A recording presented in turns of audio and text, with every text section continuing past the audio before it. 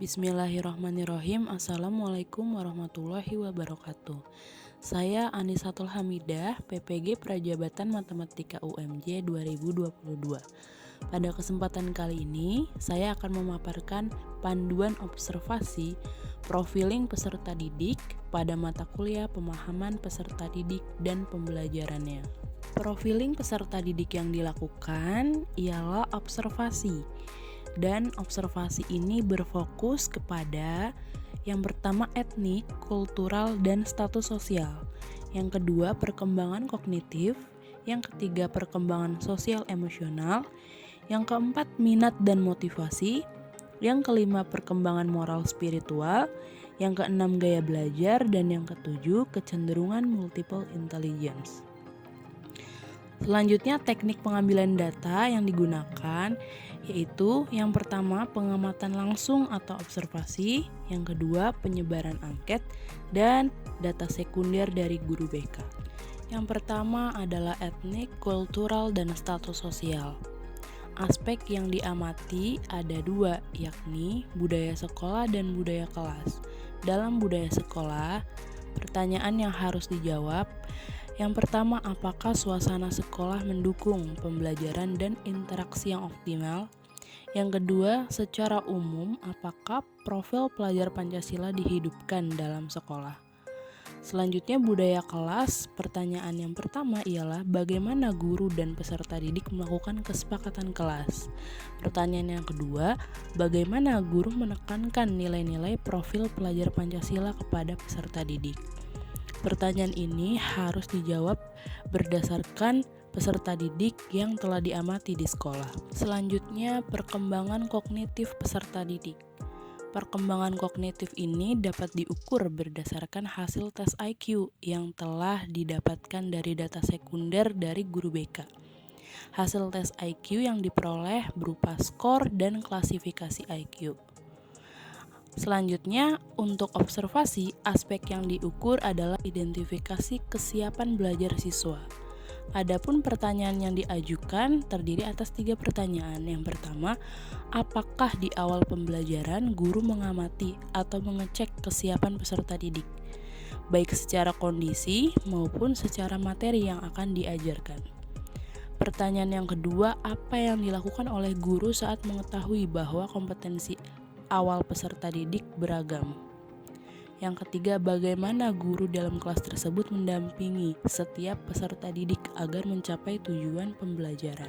Pengamatan yang selanjutnya mengenai perkembangan sosial emosional. Adapun aspek yang diobservasi terdiri atas perkembangan emosi dan perkembangan sosial, di mana masing-masing perkembangan tersebut terdapat 2 pertanyaan yang harus dijawab. Yang pertama, perkembangan emosi. Pertanyaannya, sejauh mana kelas dan ruang pembelajaran lainnya menjadi ruang ekspresi diri yang sehat untuk peserta didik? Dan bagaimana guru merespons peserta didik yang belum bisa mengekspresikan diri dengan tepat? Untuk perkembangan sosial, pengamat harus menjawab, secara umum bagaimana guru membangun atmosfer yang mendukung peserta didik untuk mengembangkan kemampuan bersosialisasi. Misalnya, peka terhadap situasi sekitar, berempati, saling menghargai, serta berinteraksi dan berkomunikasi.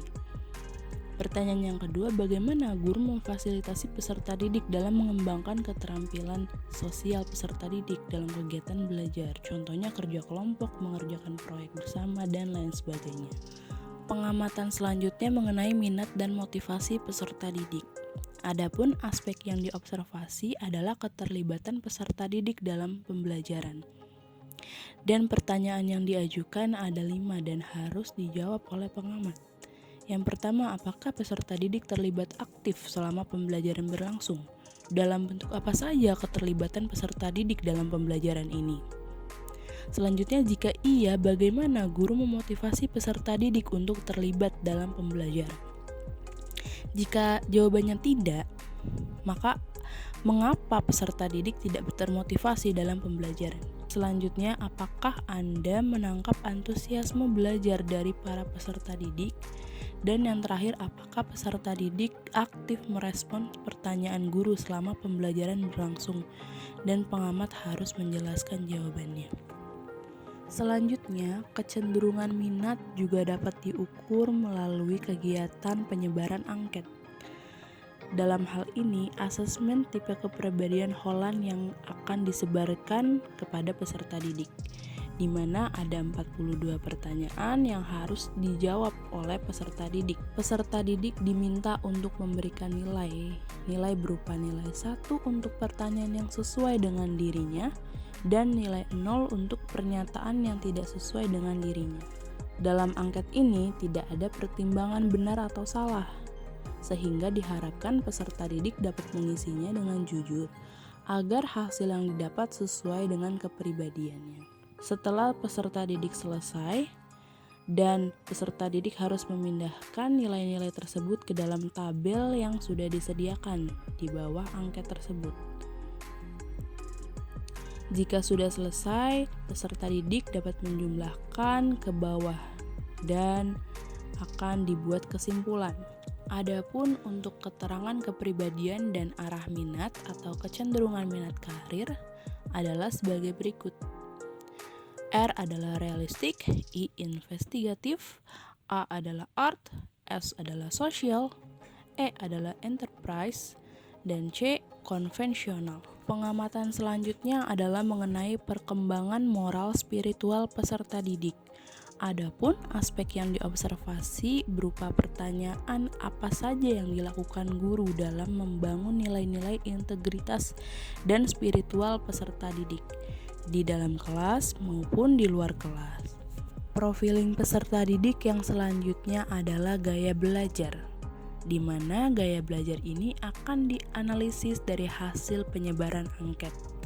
Peserta didik diberikan selembaran kertas berupa angket. Ada 36 soal yang harus ia jawab, dari 1 sampai dengan 36, di mana peserta didik harus menulis kata Y di sebelah kanan pada salah satu kolom A, B, atau C. Apabila pernyataan tersebut sesuai dengan peserta didik. Bila peserta didik tidak setuju, peserta didik tidak perlu menulis huruf Y.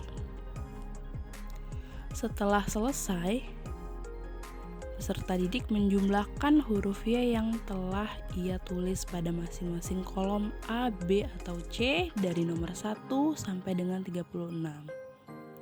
Selanjutnya, guru akan menganalisis jawaban peserta didik. Apakah peserta didik masuk kepada kelompok belajar visual, auditory, atau kinestetik. Profiling selanjutnya adalah tentang kecerdasan majemuk atau multiple intelligence. Tes ini dikembangkan berdasarkan teori kecerdasan majemuk yang digagas oleh Thomas Armstrong, salah seorang tokoh pendidikan ternama di Amerika Serikat. Armstrong menuliskan bahwa terdapat 8 jenis kecerdasan yang beberapa diantaranya dapat dominan dalam setiap diri peserta didik dan merupakan bakat alamiah yang dapat dikembangkan. Adapun ke-8 jenis kecerdasan atau bakat tersebut yaitu kecerdasan linguistik, kecerdasan logika matematis, kecerdasan musikal, kecerdasan kinestetik tubuh, kecerdasan visual spasial, kecerdasan interpersonal, kecerdasan intrapersonal, dan kecerdasan naturalistik. Kecerdasan majemuk atau multiple intelligence dapat dianalisis dari hasil penyebaran angket. Angket yang digunakan adalah asesmen kemampuan multiple intelligence, di mana ada beberapa bagian yang harus peserta didik baca dan isi. Di mana petunjuknya inventory ini dimaksudkan untuk mengetahui kecenderungan peserta didik terhadap multiple intelligence. Dan skornya tidak menentukan peserta didik cerdas atau tidak cerdas, melainkan menentukan kecenderungan apa yang lebih sering peserta didik gunakan. Peserta didik diharuskan untuk membaca setiap pernyataan yang ada dalam tabel tersebut, kemudian diberikan tanda checklist di samping pernyataan yang sangat menggambarkan diri peserta didik. Dalam slide ini ada bagian 1, bagian 2, bagian 3, dan bagian 4. Selanjutnya ini merupakan bagian lanjutan dari sebelumnya. Ada bagian 5, bagian 6, bagian 7, dan bagian 8. Tuliskan jumlah hasil pekerjaan peserta didik di kolom yang telah disediakan. Bagian 1 berapa jumlahnya, bagian 2 berapa jumlahnya, dan seterusnya sampai bagian ke-8. Setelah selesai, peserta didik diminta untuk memperhatikan bagian mana yang memiliki nilai terbesar. Bagian tersebutlah yang merupakan kemampuan terbesar yang peserta didik miliki, serta bagian mana yang terkecil nilainya. Maka bagian tersebutlah merupakan kelemahan peserta didik. Sehingga kecerdasan majemuk atau multiple intelligence peserta didik dapat dihasilkan dilihat dari angket tersebut. Demikian panduan observasi profiling peserta didik yang telah saya paparkan. Harapannya profiling ini akan dapat digunakan untuk memetakan kelompok belajar peserta didik yang nantinya dapat menunjang pembelajaran dan mencapai keberhasilan tujuan pembelajaran. Terima kasih. Wassalamualaikum warahmatullahi wabarakatuh.